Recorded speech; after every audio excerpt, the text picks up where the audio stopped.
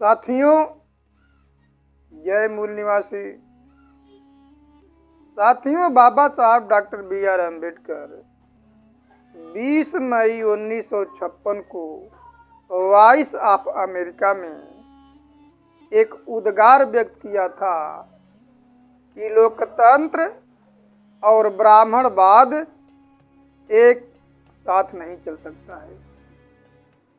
तो आखिर में बाबा साहब डॉक्टर B.R. अम्बेडकर ने ऐसा क्यों कहा कि लोकतंत्र और ब्राह्मणवाद एक साथ नहीं चल सकता? तो बाबा साहब डॉक्टर B.R. अम्बेडकर ने 1916 से 6 दिसंबर 1956 तक अपने संघर्षों के आधार पे कहा था कि लोकतंत्र और ब्राह्मणवाद एक साथ नहीं चल सकता। इस बात को जानने के लिए हमें इतिहास में जाना पड़ेगा और बाबा साहब डॉक्टर B.R. अम्बेडकर के इतिहास को भी जानना पड़ेगा और मूल निवासी बहुजन समाज के लोगों को इतिहास का भी खोज करना पड़ेगा।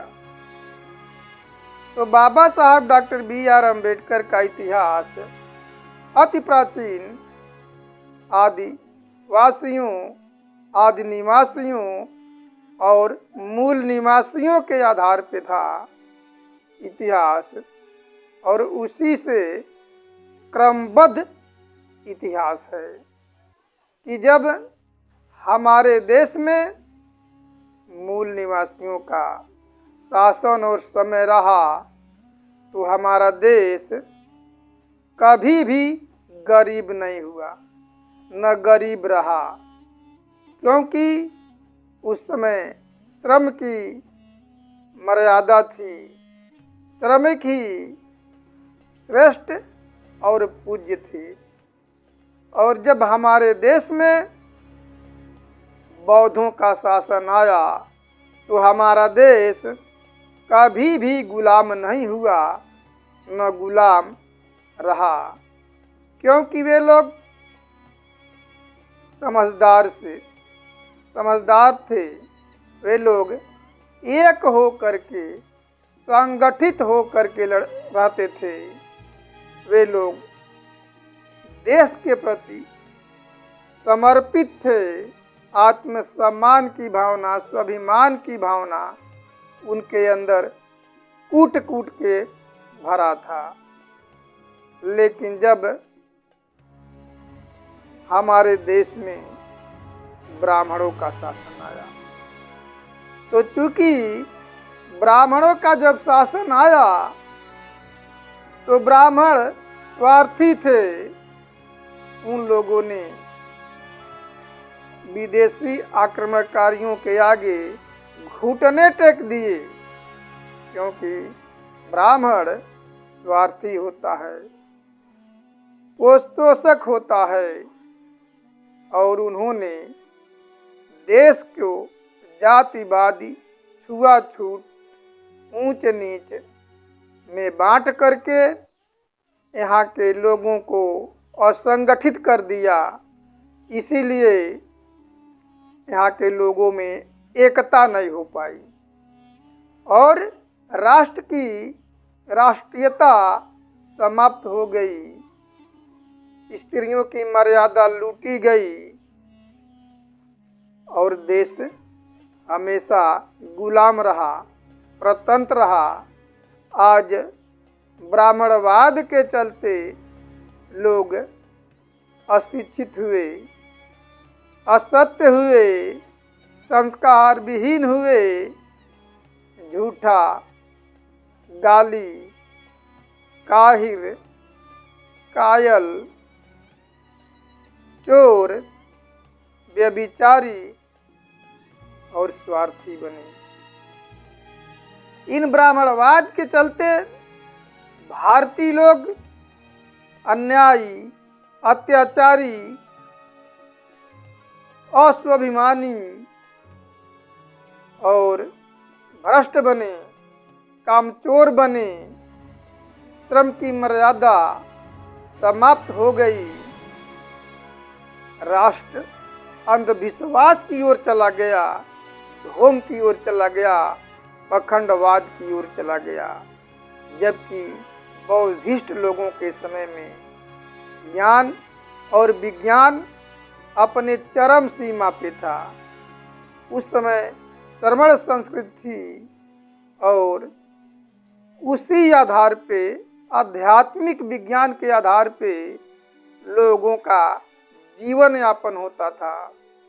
लेकिन जब से इन आर्य यूरेशियन विदेशी ब्राह्मणों ने हमारे देश में आया और विदेशियों के आगे घुटने टेक दिए, हमारा देश गुलाम हुआ, परतंत्र हुआ, ब्राह्मण स्वार्थी हुआ, मिलजुल करके शासन सत्ता लोग चलाए विदेशियों के साथ, यहाँ के मूल निवासियों पे अन्याय अत्याचार किए और ब्राह्मणवाद को बढ़ावा दिया, ढोंग पाखंड को बढ़ावा दिया, स्वर्ग नरक का बढ़ावा दिया। आज ब्राह्मणवाद जन जन में समाया हुआ है। ब्राह्मणवाद आज अपने छाया की भांति अभिछिन्न हो गया है।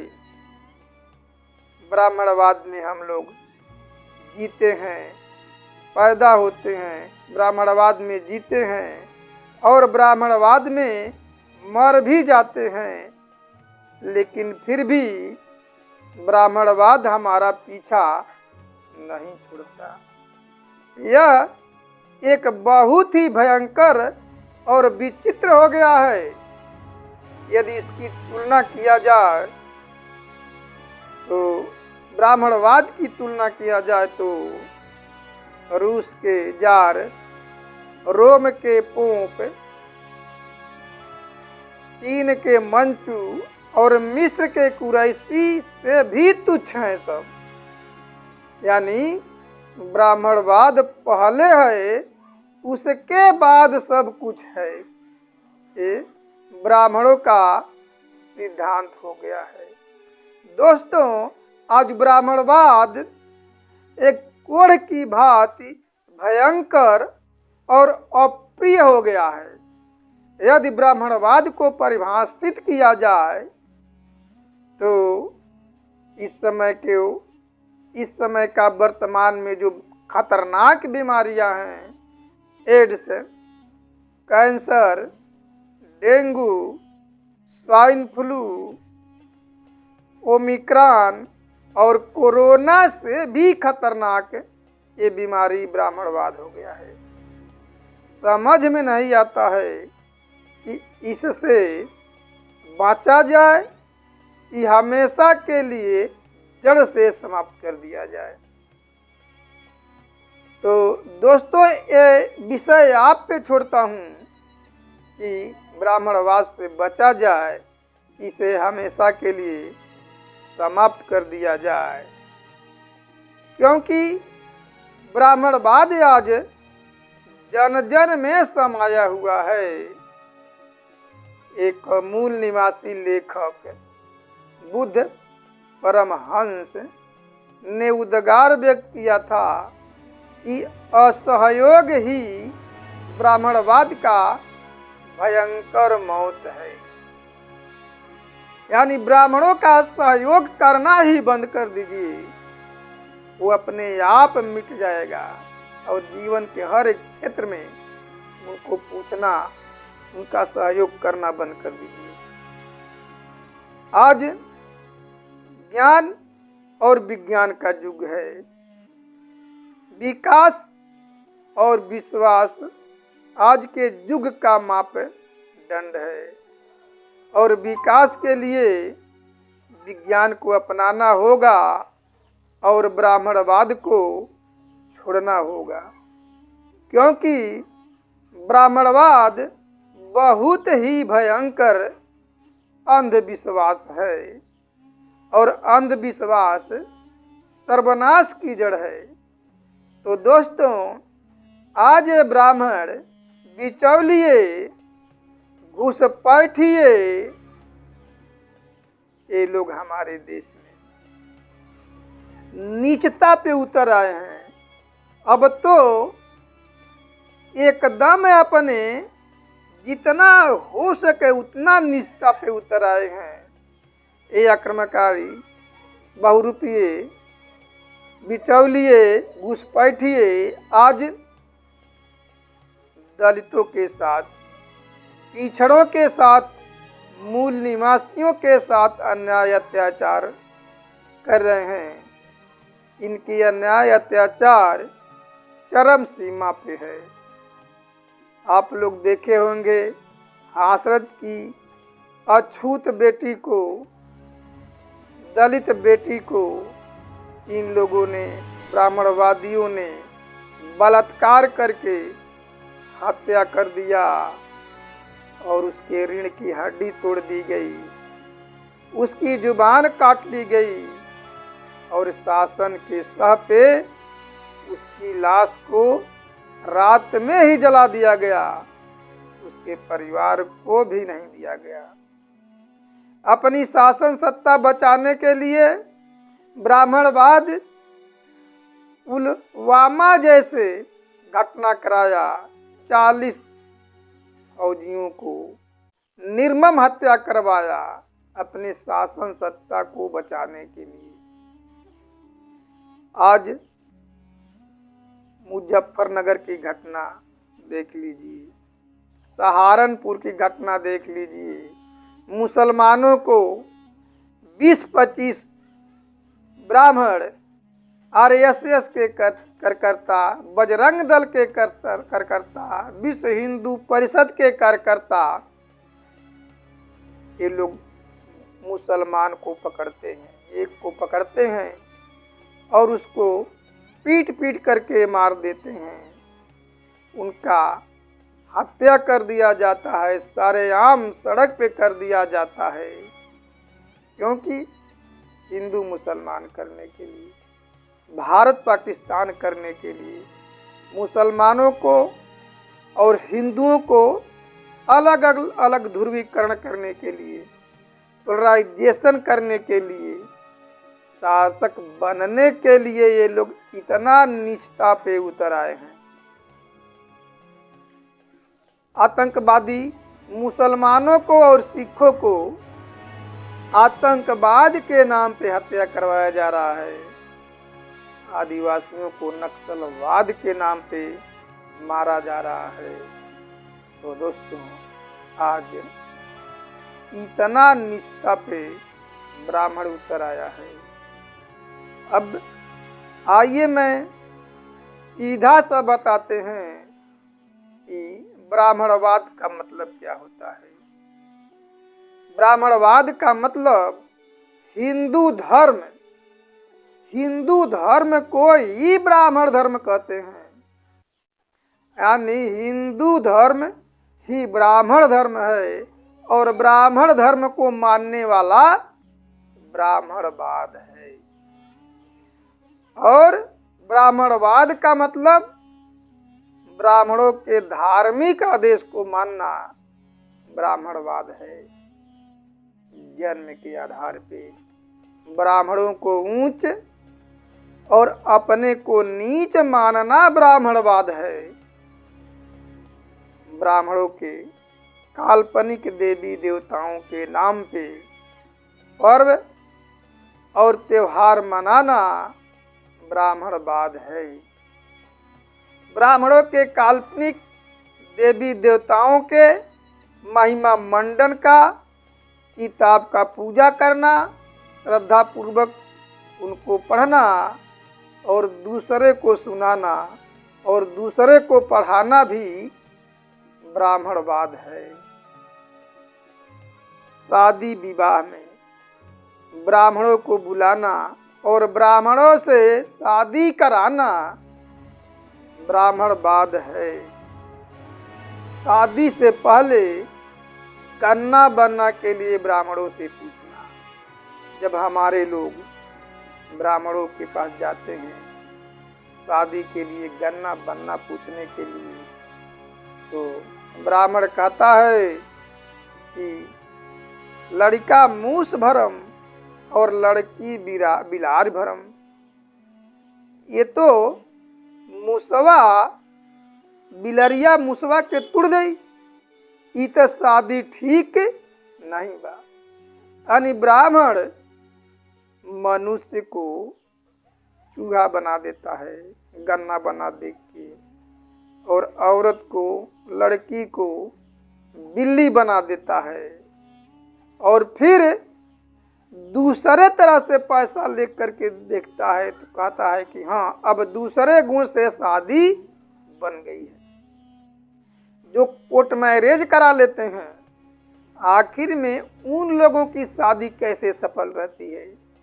बिना गन्ना बनना के बिना लगन दिखाए शादी कर लेते हैं, वो तो सफल रहती है। उसका मूस भरम और बिलार भरम से कोई मतलब नहीं है। तो दोस्तों, ब्राह्मणों से कथा सुनना भी ब्राह्मणवाद है, और ब्राह्मणों से गन्ना बनना दिखाना भी ब्राह्मणवाद है। जब कथा सुनाता है तो इतना बड़ा गोबर का ढेर रख देता है और कहता है कि ये गणेश है, यानी गोबर को गणेश कहता है, और हमारे लोग गोबर को गणेश मान लेते हैं। यानी गोबर को गणेश मानना भी ब्राह्मणवाद है। ब्राह्मणों के पैर को छूना, उसको धो करके माथे पे लगा करके चनामृत के रूप में पीना ब्राह्मणवाद है। जब बच्चा पैदा होता है तो लोग जाते हैं दिखाते हैं, तो ब्राह्मण कहता है कि बच्चा मूरे में पड़ गई बा, अब एक पूजा करे पड़ी, शनि का प्रकोप लग गया है, पता नहीं क्या क्या बताता है, अभी बेचारा पैदा हुआ है, उससे भगवान की शनि का क्या दुश्मनी है?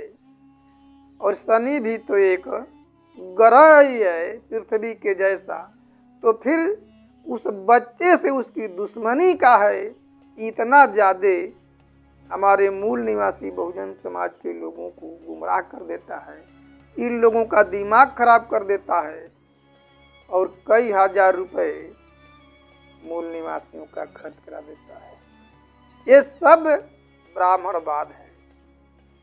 ब्राह्मणों से श्राद्ध करवाना, पिंडदान करवाना भी ब्राह्मणवाद है। किसी का बाप मर गया तो ब्राह्मण आता है तो अपने गले में घी डाल करके और गलगलाता है, कहता है कि तुम्हारे पिताजी बहुत परेशानी में हैं, उनको पीने के लिए दूध नहीं मिल रहा है, तो फिर जजमान भैंस दे दो, मैं तुम्हारे पिताजी के पास पहुंचा दूंगा। तो फिर अपने जजमान से वो भैंस लेता है और उसका दूध दूध अपने पीता है। हम पी लेंगे तो तुम्हारे पिताजी का पेट भर जाएगा, उनके पेट में चला जाएगा। तुम्हारे पिताजी बहुत परेशान हैं, उनको सूतने के लिए खटिया नहीं है, रजाई नहीं है, गद्दा नहीं है, तो जजमान उनको व्यवस्था करके देता है। अरे यहाँ तक तो अब उसके पिताजी स्वर्ग से मोबाइल मांग रहे हैं कि तुम्हारे पिताजी को बातचीत करने में बड़ी परेशानी होती है, उनके पास मोबाइल नहीं है, तुम्हारे पिताजी कह रहे हैं कि मोबाइल भिजवा दो। फिर वह मोबाइल देता है, लेकिन उसके पिताजी घर के किसी सदस्य से मोबाइल पे बात नहीं करते हैं, केवल ब्राह्मण के पास फोन आता है वही सुनता है। तो कहने का मतलब इसमें केवल अनपढ़ और गंवार ही लोग नहीं फंसे हैं ब्राह्मणवाद में, बल्कि इस ब्राह्मणवाद में पढ़े लिखे भी फंसे हुए हैं। और वो भी graduate, post graduate, doctor, engineer, professor तक फंसे हैं अंधविश्वास में। इसी को ब्राह्मणवाद कहते हैं। आज इस ब्राह्मणवाद के चलते हमारे देश की मूल निवासियों का सामाजिक, आर्थिक, राजनैतिक, शैक्षणिक और सांस्कृतिक रूप से हमारे मूल निवासी बहुजन समाज के लोग और भारत के लोग पिछड़े हुए हैं, क्योंकि ब्राह्मण लोकतंत्र विरोधी है, ब्राह्मण बहुजन हिताय बहुजन सुखाय का विरोधी है, ब्राह्मण मौलिक अधिकारों का विरोधी है, ब्राह्मण समता, स्वतंत्रता, बंधुत्व और न्याय का विरोधी है। क्योंकि समता का विरोधी कैसे हुआ कि ब्राह्मण हमारे समाज को, मूल निवासी समाज को ऊंच नीच ऊंच नीच ऊंच नीच जातियों में बांट दिया है। यानी एक जाति दूसरी जाति से ऊंची है, फिर उससे कोई और ऊंचा है, फिर उससे कोई और ऊंचा है। इस प्रकार से क्रमिक असमानता, नीचे ऊपर नीचे ऊपर नीचे ऊपर करके बांटा है। यानी वो समान होने नहीं दिया, एक दूसरे को बराबर होने नहीं दिया, यानी वो समानता का विरोधी है। स्वतंत्रता यानी आजादी का विरोधी ब्राह्मण हमारे देश में मूल निवासी बहुजन समाज के लोगों को आज भी गुलाम बना के रखा है। और मैं आपसे कई बार कह चुका हूं कई वीडियो में कि अधिकार वंचित को ही गुलाम कहते हैं। हमारे देश में लोकतंत्र के 4 पिलर हैं: कार्यपालिका, न्यायपालिका, विधायिका और प्रचार मीडिया। इन सभी जगहों पे आबादी के अनुपात में हिस्सेदारी ही नहीं दिया है, भागीदारी नहीं दिया है। यानी हमारा कहीं भी जनसंख्या बल के अनुपात में रिप्रेजेंटेशन नहीं है, अधिकार नहीं है, यानी अधिकार वंचित किया है। यानी अधिकार वंचित को गुलाम कहते हैं। तो यह स्वतंत्रता का भी विरोधी है। बंधुत्व यानी भाईचारे, हमारे देश के लोगों को 6,743 जातियों में बांट दिया है, वर्ण व्यवस्था बनाया और वर्ण व्यवस्था के बाद जाति व्यवस्था बनाया कि कभी ये लोग एक न होने पावे, उनके अंदर भाईचारे की भावना पैदा न हो। इसलिए उन्होंने 6,743 जातियों में बांटा है, यानी भाईचारे पैदा होने नहीं दिया भारतीयों में। इसलिए वह बंधुत्व का भी विरोधी है। और न्याय, चौथा है न्याय। न्याय आज मूल निवासी बहुजन समाज के लोगों को मिल नहीं रहा है। बाबा साहब कहते हैं कि हम ऐसा समाज चाहते हैं जहां पे अन्याय ही न हो।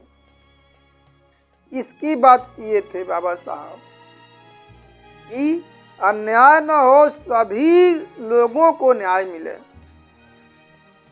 आज सुप्रीम कोर्ट, हाई कोर्ट, निचली अदालत से लेकर के ऊपरी अदालत तक 4 करोड़ मुकदमे लंबित हैं और 99% मूल निवासी बहुजन समाज के लोग हैं, जिनको छोटे छोटे मुकदमों में फंसा करके रखा गया है।